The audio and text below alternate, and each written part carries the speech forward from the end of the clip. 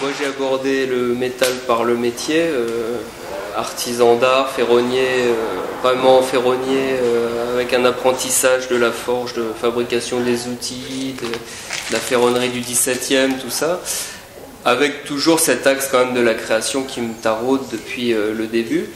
Et là, le pas symbolique vraiment de la sculpture plus à temps plein s'est fait il y a assez peu de temps, il y a 2 ans, quoi, on va dire.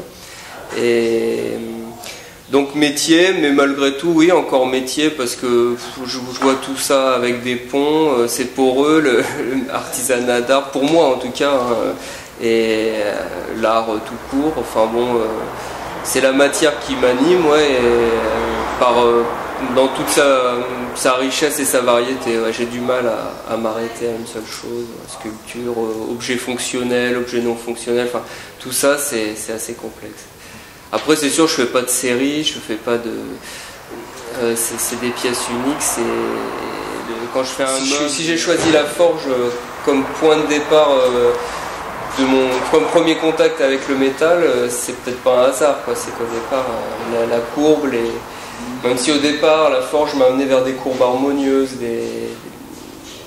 et après il a fallu que je déconstruise tout ça. C'est intéressant la déconstruction, tout comme la soudure. La soudure se doit d'être invisible presque chez le serrurier. Et moi j'en ai fait un élément de couture, tous ces points, et là... du coup, on entre dans une dimension, et moi, rien ne me fait plus plaisir que de sentir qu'un serrurier qui est habitué à avoir une soudure propre, nette, va finalement trouver quelque chose. Enfin, on sent qu'il bascule il quitte le côté technique et puis dogmatique, enfin, de l'enseignement pour juste laisser son œil voir ce qui se passe là, sur ce bout de métal. J'ai vraiment l'impression de jouer quand je travaille. Et le jeu, c'est prendre les choses à l'envers, toujours être en décalé par rapport à mon intention initiale, voilà, mon intention. Ça me semble important.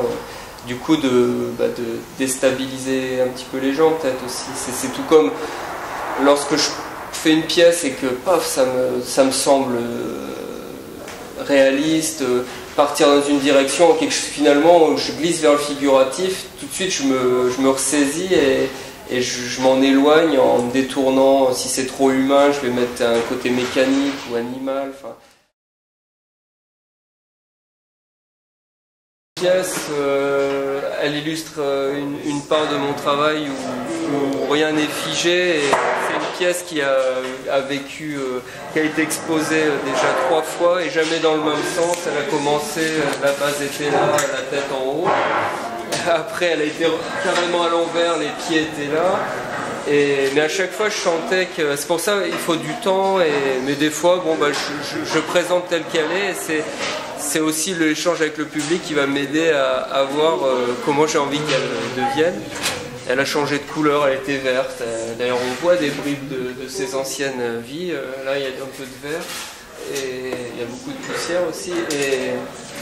Et donc là, je la sens bien quand même sur cette dernière version, parce qu'il y a un côté animal, un côté un peu mécanique, automobile, comme un radiateur de voiture, un petit peu sous-marin aussi, une petite glow, donc pour moi, il y a un côté ludique dans sa masse ronde, et puis une lecture tellement différente d'un côté à l'autre. J'ai essayé de faire un travail autour d'une matière qui a souffert, comme s'il y avait eu du feu, comme si peut-être elle avait eu chaud sur le nez, je sais pas. Enfin. Donc voilà, une bestiole, elle parle aussi pas mal des coutures que je pratique de façon assez permanente.